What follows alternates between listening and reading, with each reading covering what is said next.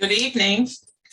I am Ella Lacey, President of the Carbondale Branch of AAUW. It is my pleasure to welcome you to the AAUW branch presentation for the month of November. We of AAUW are so happy that you have chosen to share this important hour with us. I believe that our presentation, Women's Athletics, Progress and Challenges, will give you some stimulating thought to make you appreciate your time with us this evening. But equally as interesting as the presentation is certainly our speaker. So let me take just a few moments of privilege to tell you about our presenter, Bobbi Knapp. Dr. Knapp is a tenured associate professor of sports studies. She is current director of the kinesiology course, Diversity in Sport, and co-director of the Sociopsychology Laboratory, as well as faculty advisor for the Sports Studies Association. Her teaching duties often require her to work with students in sports administration, physical education, and teacher education, with much of her coursework in kinesiology. She is a co-founder and has served as president of Women's Intersport Network.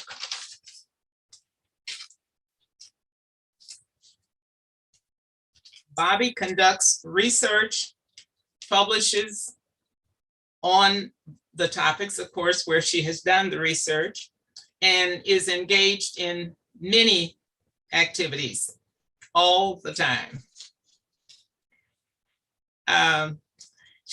One thing of note, she has research and applied interests in American football.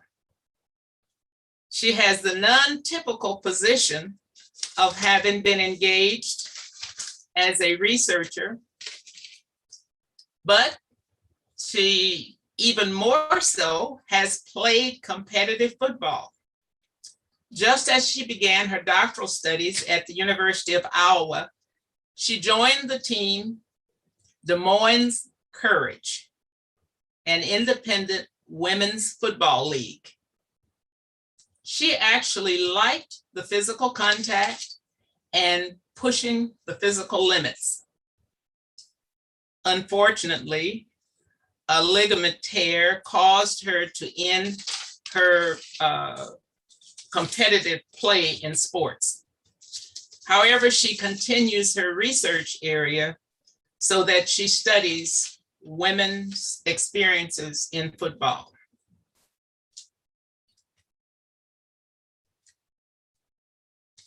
Now, since she left football, in addition to her professional work, she has self-designed a therapy for herself. And that therapy helps her to escape the rigors of her professional life. For the last 4 years, Bobbi's therapy has been that she has designed, created, and sometimes sold specially made home decor through the umbrella of Centennial Roots. I present to you Dr. Bobbi Knapp as our speaker for the evening. Bobbi.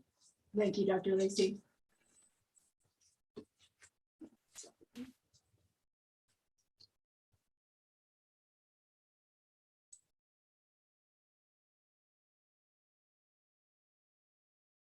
We have it, right? Perfect. Thank you. I appreciate the opportunity to talk with you all tonight about women progress and challenges, right, in women's athletics. And so a little about how I even become interested in this. When I was in undergrad, I worked in an Division I athletic program and continue to work in a Division I athletic program in my graduate work. And my plan had been to go on to work in college athletics. But while I was working in college athletics and going through my graduate program, I realized I was seeing a lot of racism, a lot of homophobia, a lot of sexism within college athletics. And my master's program had taught me really well how to manage college athletics, but had not taught me about those issues in college athletics or how to address and change those issues. And so what I chose to do was to go on for my doctoral degree at the University of Iowa in cultural studies of sport. And at Iowa, we learned critical theory. That was one of the main ways in which we examined sport, physical activity. And the main key of that is to look at power dynamics. And then also with the eye to hopefully change, improve things, right? Be agents of positive social change. And so what I get to do now is to teach both undergraduate and graduate students who want to pursue careers in athletics, be it at high school, college, semi-pro or professional level. And what I hope to give to them is what I didn't have. I hope to get them to understand the different diversity issues, power, privilege, oppression, and inclusion that we can provide within sports. We just have to change some of the things. And so you'll see some of that, I think, throughout tonight's talk. When I was a master's student, another thing that kind of prompted me to go on was I was doing research with SWAs, which are Senior Woman Associate in intercollegiate athletics. And I think that tells you something that the NCAA had to create a position, the SWA, Senior Woman Administrator.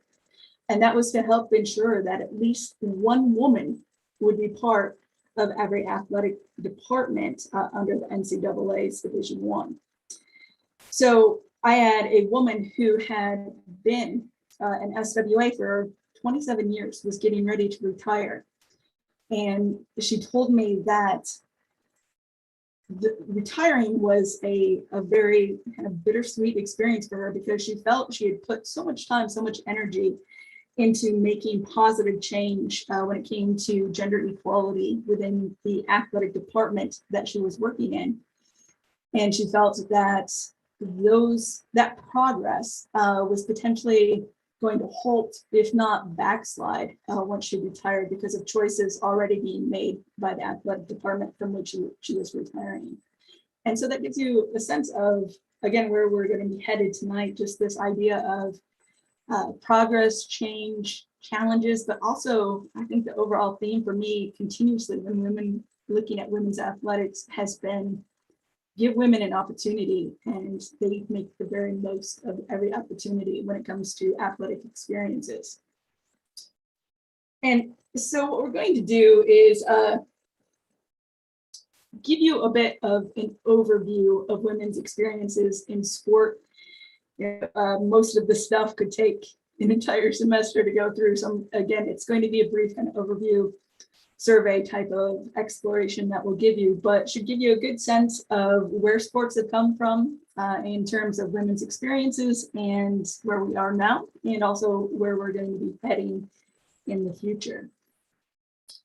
And to understand women's experiences in sport, before we even get to really discussing that topic, one thing to understand is sport itself and how sport has been created in the United States as this bastion of masculinity. It's been socially constructed as masculine, and it's been purposely done so, right? So the late 19th century, the late 1800s, there was what's been called a crisis of masculinity.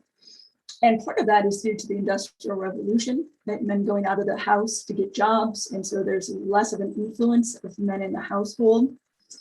It's also a combination of women getting opportunities for education and going out and pursuing those opportunities. And then you have things such as simple as the baby carriage, right? Which allows females, mothers for the first time, kind of get outside of the house, outside of the surveillance that the house included. And then this bicycle craze, once the safety bicycle came about, at some point, if you have the time to learn more about that, it's pretty fascinating to see the role the bicycle has had in the feminist movement in the US and also the suffrage movement in the United States. And so it was also this sense of, again, women getting away from the household, opportunities to be physically active, but also opportunity to be physically active and be outside of surveillance, again, of family, whether that be husband or the father and mother. So again, sport's been socially constructed as masculine from that point. There was a belief, basically, that we had to find foster fathers, right? People that could mentor children while these fathers are away in work. And so what happens is the Boy Scouts are developed and sport is developed to fill in that purpose and that role in our society. And so what happens is that the sports that we choose to value in our society and the sport characteristics that we choose to value, like power and strength, are things that we tend to focus on in our sporting experiences or participation in spectatorship.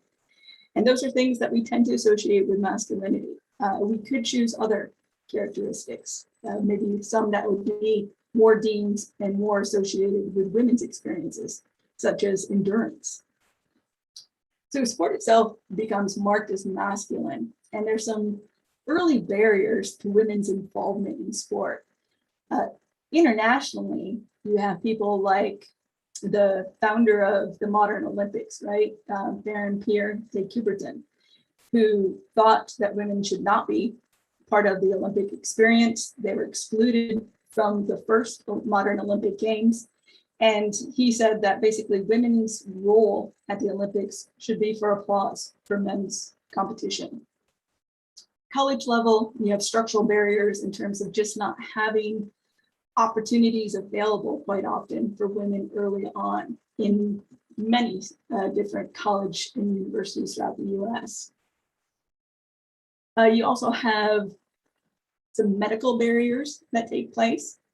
And so this vital force theory was this belief that human beings are born with a finite amount of energy, and the belief that women had less control over the expenditure of that energy due to their reproductive system, right? Due to menstruation, due to childbearing, the belief was that women were losing that energy on a monthly basis, and then big expenditures when they were having children. And so belief in this, especially coming from medical profession, right, which was highly respected at that point, and one of the few people that were having a higher level of education, this discouraged women from participating in sports, from participating in physical activity, right, let alone sport. And so the discussion sometimes would be to tell women that they were basically cashing a check that their children basically were going to have to pay, right? So if you choose to do this, then your children are going to pay for your expenditure of energy. And it was to such a degree that sometimes it was also just excluding women from academic opportunities if the building required women to walk up a flight of stairs. This idea of eternally wounded woman basically follows on that, right? It's this idea that women's menstrual cycle is their ultimate source of weakness, this eternally wounded woman, right? And so again, coming from the medical profession, telling women that if they were to engage in physical activity, they should only engage in moderate, right? So not competitive sports, moderate activity, and only under supervision of a doctor. And then you continue to have these ideological barriers. So even when maybe you don't have the structural barriers, these ideological barriers consist and maintain themselves. This idea that women are not interested in sport. That was definitely a myth and one of the barriers when it came to Title IX, which we'll talk about a little bit later. And then this belief that if women were interested in sport, well, they must be unnatural women, right? It's kind of code word for lesbian. And that in itself would often keep women from participating in sport to not have their sexuality questioned. When we look at the experiences of women in college athletics, there's three, what I think of as three main time frames. And so the early time frames were considered play days. And in this time frame, you're looking at experiences where women were not encouraged to be competitive and were set into situations in which it would discourage any kind of competition, really. So you would have women come together from multiple colleges, and once they were at a location, teams would be created. And so teams would be created that would include women from each of those colleges, right? So you don't have a single college team participating. And in those instances, women would play games. They wouldn't necessarily and wouldn't often actually keep score. And the main highlight, the main focus, as you can see, was much more just participation and also the tea times that came. So they would have tea and socialization as a main part of these activities. Eventually, women took those opportunities and wanted more. And so there were different organizations, associations that existed mostly through women physical education teachers that came together. And by the early 1970s, they decided they needed to be able to provide competitions, championships for women's athletics. And so what comes into existence is the AAUW, the Association of Intercollegiate Athletics. And so AAUW, at that point in time, athletic programs at universities were separate. There's a men's athletics program and there's a women's athletics program. And so there were women who were in control of women's athletics and men often in control of the men's athletics. So an example here at Southern Illinois University is Dr. Charlotte West, right, who was the athletic director for the women's athletic program and also a former president of AIAW. So a rich history in that regard. AIAW purposely set itself up to be different than the NCAA. And one of the main differences was that it decided to focus on the student athlete and to focus on the student within the academic environment. And so they would have rules that were different. They would have rules in regard of allowing athletes to transfer. They were adults and they figured that the athletes could decide if they wanted to transfer or not.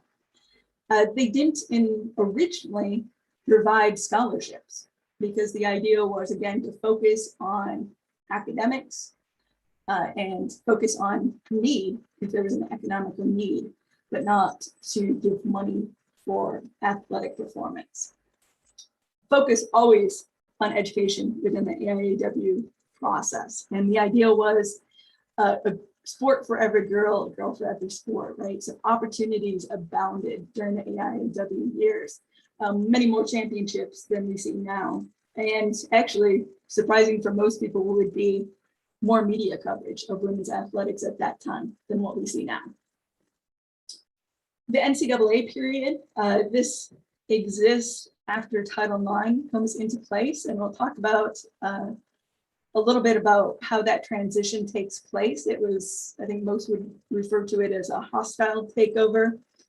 The NCAA has been controlling much of women's sports since 1981. And so that focus obviously is more championship driven. And it has seen change, quite a bit of change, which we will know as we go through. So what started as maybe some rough patches for the NCAA when it comes to women's sports in the beginning, we have seen some progress and some improvement. One of the biggest issues, foundational things to take place that impacts women's athletic experiences at the college level has been the passage of Title IX of the Educational Amendments. And that took place in 1973.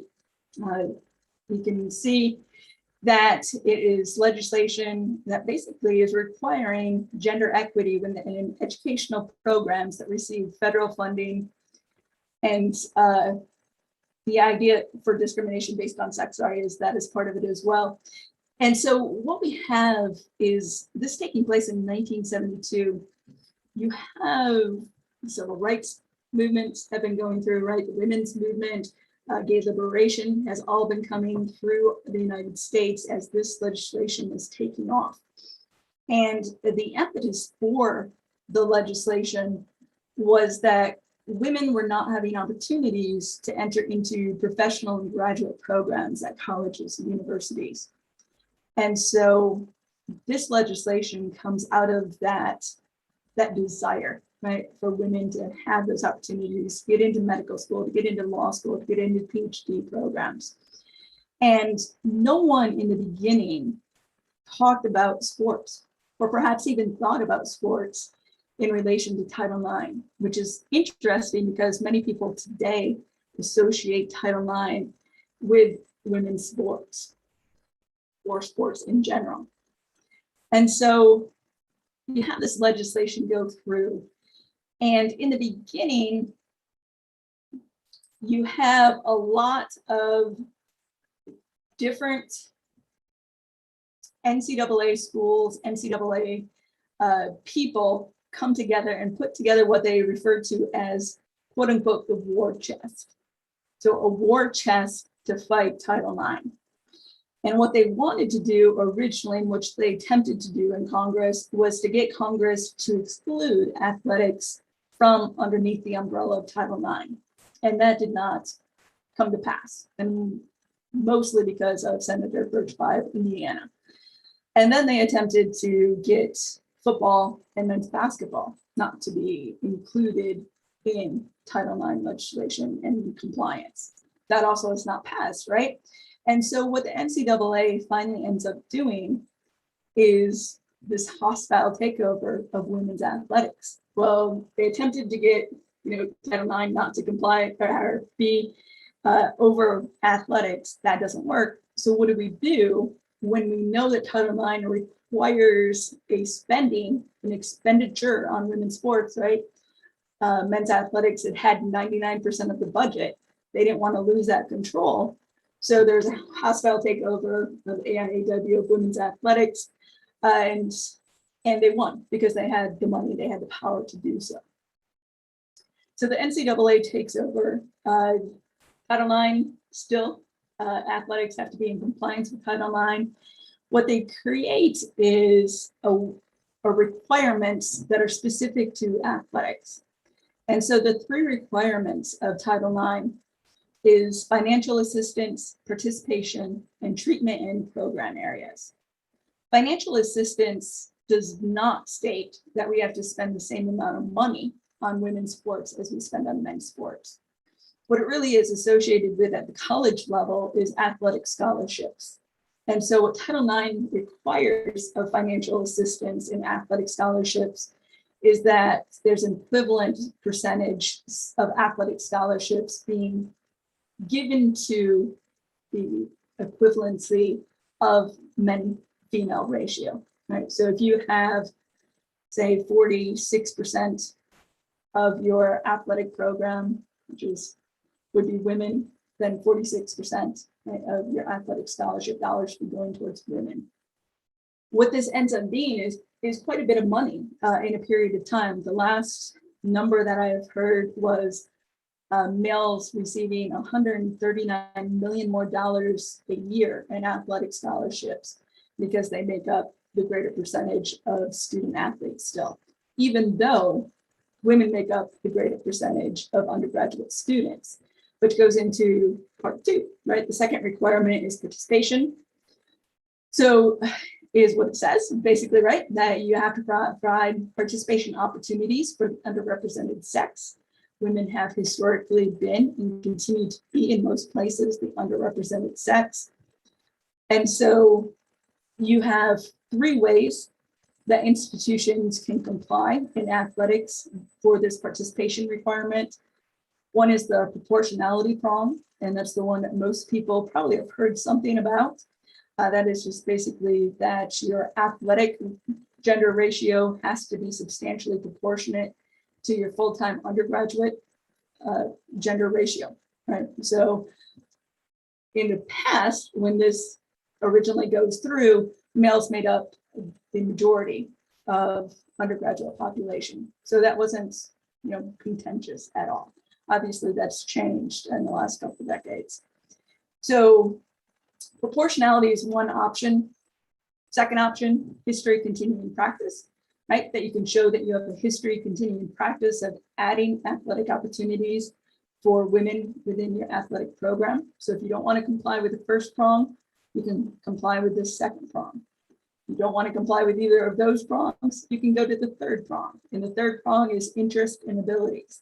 And that is just basically saying that the program that's currently in place meets the interest and abilities of the students of the underrepresented sex that are currently at that institution. So the example, right, of, we know SIU has been out of compliance with Title IX recently in athletics after they chose to eliminate some athletic programs teams, including some women's teams. And that's because they didn't meet the proportionality prong. They did not have a history, continuing practice of adding women's athletic programs, and they just got rid of a women's team, so they were no longer meeting the interests and abilities of the students. And so we've seen SIU having to go through remediation and making some changes to come back under compliance in Title IX. The third requirement is treatment in program areas, and this is referred to as the laundry list of Title IX. This is just basically, what are your locker room facilities? What time is your game scheduled? Where are you practicing, right? What's the location, condition of the field, of the equipment, of your trainers, all of those things. Changes that we've seen, so the progress that we've seen since Title IX has been pretty astounding. So when people were originally arguing that athletics should not be under the umbrella of Title IX, the main rationale was girls and women aren't interested in sports. And if you were looking at the numbers at that point, yeah, it didn't look like they were interested in sports, especially boys and males who had many more participants. But what people argued who wanted to maintain athletics under Title IX is that you can't create interest in a vacuum. And that proves to be true when you look at these numbers. Once we provided opportunities for women in college athletics to participate in sports, numbers increased dramatically. And so from 1970, right? So Title IX passes in 72, you can see the teams before that, there was only 2.5 teams per school. In 1982, so the point at which AAUW had been in place up until that point as the governing institution for women's athletics, they're already up to 6.59 teams per school. If you look at participation opportunities in terms of just student athletes, you can see that number rising from 16,000 to over 80,000. And the one in the middle gives you all of the NCAA in terms of divisions 1 through 3. So huge progress is being made in women's opportunities in college athletics. One of the places and one of the surprises has been coaching. We've actually seen a decrease in opportunities for women coaching women at the college level. Pre-Title IX, over 90% of the people coaching women's athletics were women. And most would say that is probably because those were majority unpaid positions, right? It was oftentimes physical education teachers who are taking on roles as coaches as well, with no incentive, financial incentive to do so. Post-Title IX, those positions are now being paid. And so we see a dramatic drop at the point at which Title IX had to be enforced. So 1978, Title IX passed in 1972, mandatory compliance date for Title IX was 1978. And you see a drop from over 90% to now 58.2, so under 60%. The number has been at its lowest in 2006, which was at 42% at that point in time, The most recent number I saw was 43.4%. And there's multiple factors in consideration of why that has happened, and multiple reasons, but some of those obviously are reasons that persist due to that gendering, again, of sport as this masculine space. Some of the current conditions, we've definitely made a lot of progress. You see opportunities in terms of championships and things of that nature when it comes to women's athletics. This is interesting with the NCAA's Gender Equity Task Force. It basically tells you what is, right, gender equity. And the idea is that it would be when the men would gladly take what the women currently give. And I give you the picture, probably many of you will recognize that picture in the bottom corner, which is from last year's women's basketball, well, earlier this year, right? Women and men's basketball championships, and the disparity in terms of the weight rooms that were provided. The left was for the women's championship, and the right was what the men received for their championship. There are things that we can do. This honestly is a very small list, but it's a start. One of the beliefs is that, again, that people are just not interested in viewing or watching women's sports. So if you do attend a women's sports event, you can see this top right. You can take a picture, post it to social media with hashtag here's proof. And the Tucker Institute in Minnesota is following that and doing research based off of that.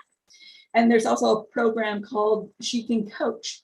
And it's about encouraging women and girls to some extent to think about careers in coaching. And there's information available through the Tucker Center in terms of flyers and other opportunities of how to really help and encourage and be mentors for those women to go on into coaching positions.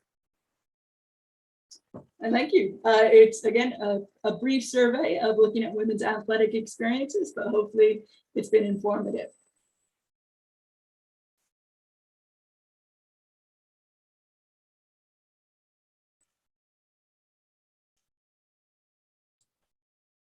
Dr. Knapp, thank you so very much. We're really fortunate to have you here at SIU, to have you as a member of AAUW, and as our speaker tonight. That was smooth and informative. So you presented it in such a thought-provoking way, and even in a healthy way for our thoughts being provoked. So thank you. And to our audience tonight, I hope I did not remember to ask you to put things in the Q&A, but if you could take a moment now, if you have any questions to ask of Dr. Knapp, would you please put them in the Q&A in the next minute or two?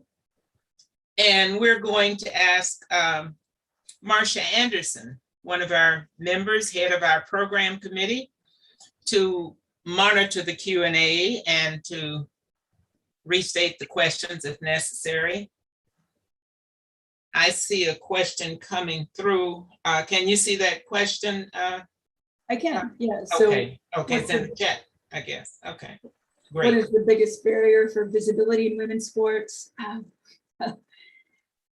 I think it is complex. I think that one issue is that we have actively built an audience for men's athletics, and we have failed to do that for women's athletics. Mm-hmm. And some examples I can think of that when I have subscribed to Sports Illustrated or to ESPN the magazine. A great example is when NCAA basketball is beginning, the season begins right before that. Both those will put out an edition that will have 1 or 2 pages dedicated to the top 25 men's teams. And then they will have maybe a 2-3 page spread dedicated to all of the women's top 10 teams, right? So you have 1 to 2 pages dedicated to each men's team, and you have this little paragraph that's dedicated to each of the women's top teams. So I think that is part of it. I think part of the visibility issue is we have been told often and over this myth that sex sells women's sports. And it is just that, it's a myth. The Tucker Institute has done research looking at that specific issue, and they have found that the only constituents to which sex sells for women's athletics are basically males from 18 to about 24. But even that audience states using sexuality basically to sell women's sports won't get them into the seats, right? So each of the other age groups and individuals say that what they want to see, what will sell women's sports, is showing them competing. And if you look at sport media, we don't often get to see that. So that's unfortunate. Hopefully we can get more people speaking up to the media to make some changes in that regard. Ooh, are there institutions that are models for consistently doing right for women's athletics? That is a tough question. Honestly, in the past, I would have said Iowa has done a great job. Iowa has failed tremendously in the past 5 to 10 years in that regard. So I think the history of Dr. Christine Grant had power and had positive impact and change in Iowa athletics for a long time. And unfortunately, we've had a number of instances of sexism at the University of Iowa that has ended up in lawsuits, right, and changes. So I do not off the top of my head have a model of an institution that has consistently done right by women's athletics. Sorry, I actually wish I would.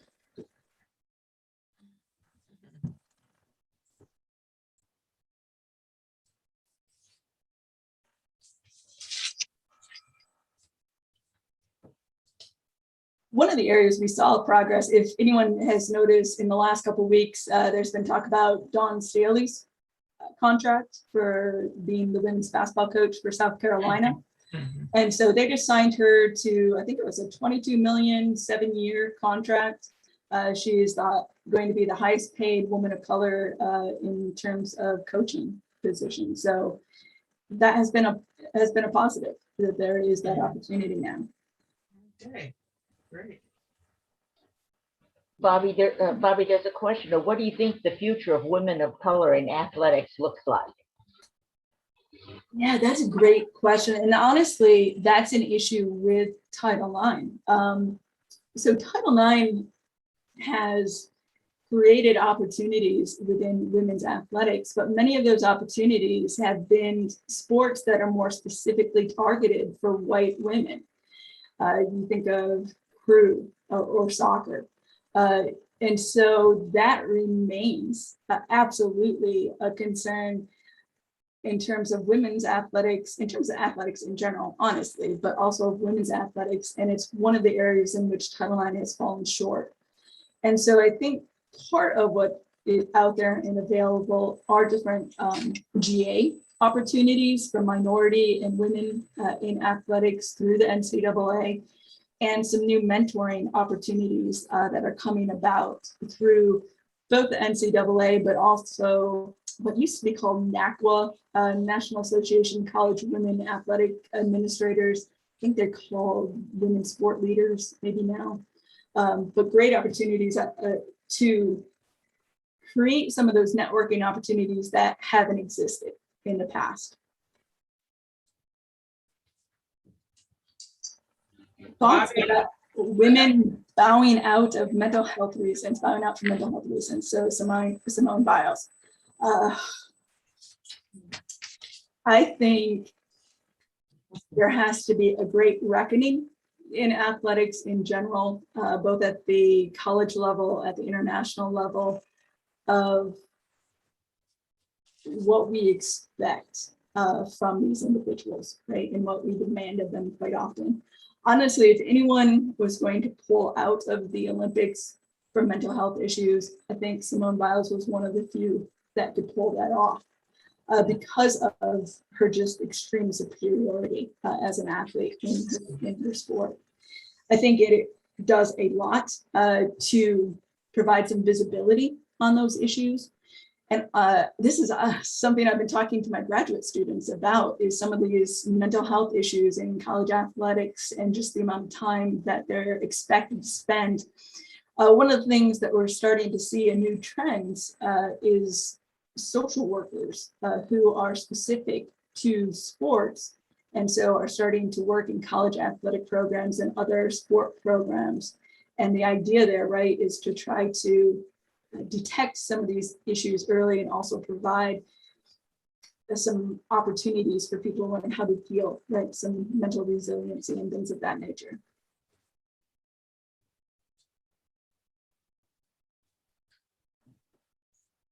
Bobbi, I have kind of a personal question to ask you. How would you feel if our AAUW branch were to recommend that this video be used for new student orientation? I listened to it kind of in the eyes of a student, you know, the ears, eyes of a student. And I think students often don't know a lot of what you said there, and maybe it would be motivational, whatever. So, you know. I am absolutely open to that if you think it's worthy of it. I think the thing I would like most about it is what you said. One, it has the opportunity to raise awareness for people, but I think too, it also then gives them some knowledge to maybe make some change. Our students are the biggest voices if they take the opportunity to be the biggest voice. Well, we might give it a try at least. Okay. I wonder if anybody else has any other questions. Okay, there's one more question here. What is being done for female athletes after the game is over? At the university level,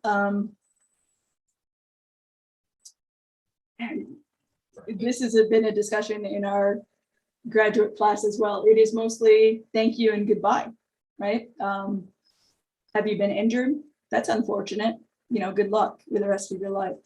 At the same time, we know that there are some really positive things that come out of girls and women being involved in sport, right? We know that they're more likely to graduate, more likely to complete college, less likely to have early pregnancies, more likely to be healthy later on. All of the women who have been CEOs of Fortune 500 companies have been former athletes. Many women, my research now, right, looking at women's experiences in the military, many of the women who have done well, succeeded, and have had good careers in the military have had athletic experiences previously. So I wouldn't discourage by any means girls or women participating in sports, but in terms of, are there any programming available to support them post college athletics? None that I'm really aware of.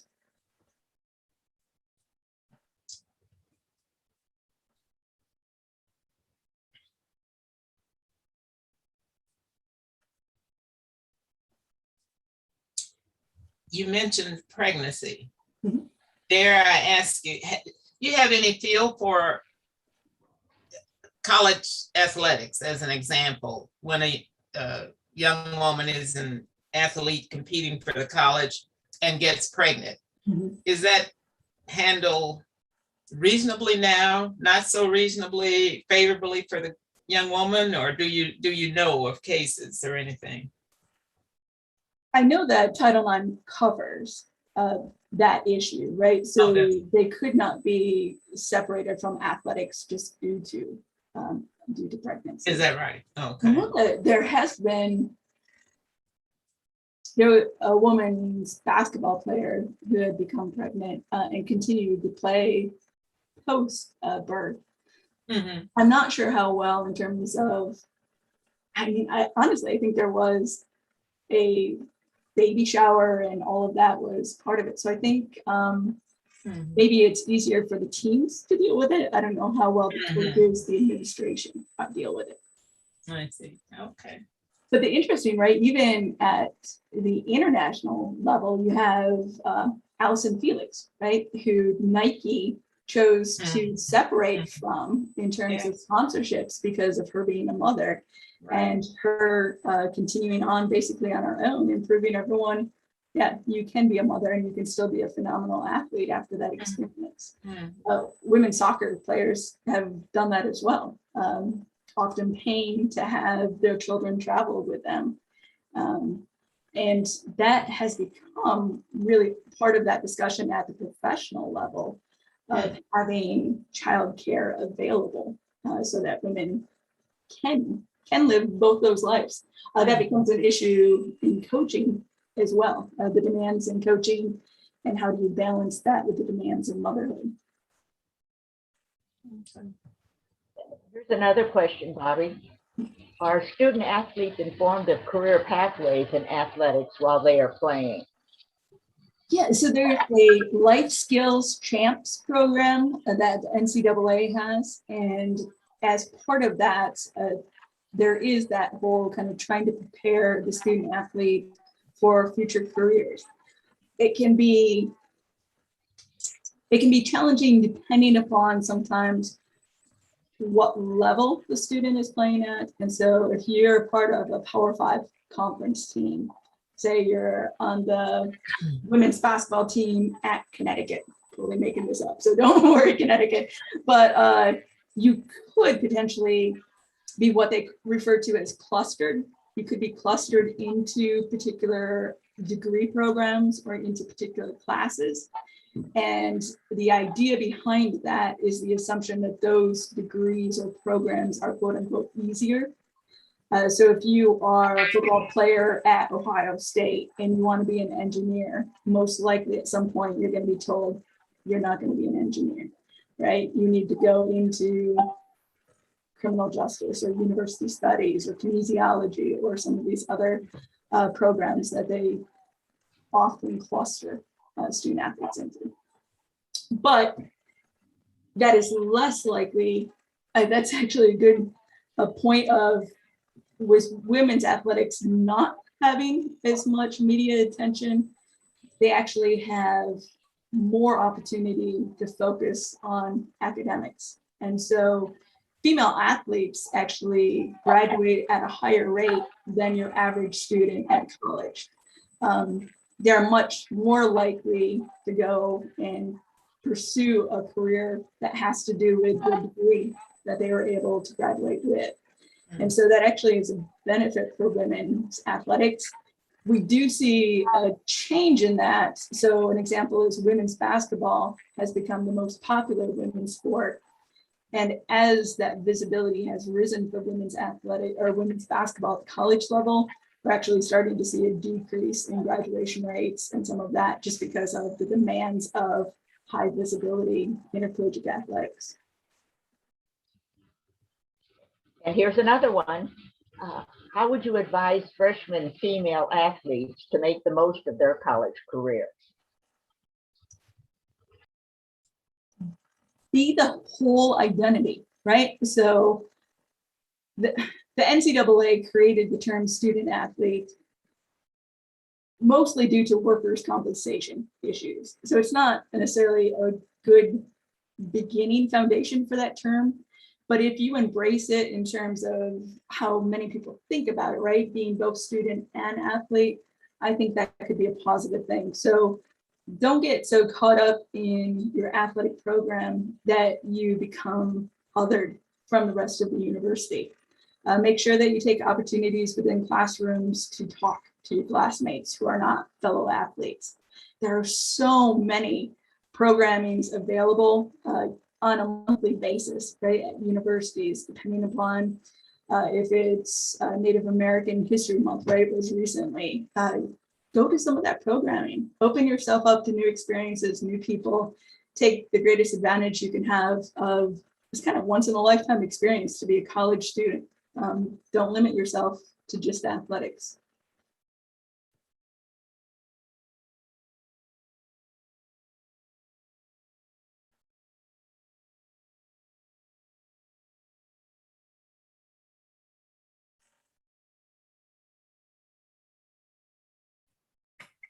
Ella, you're muted.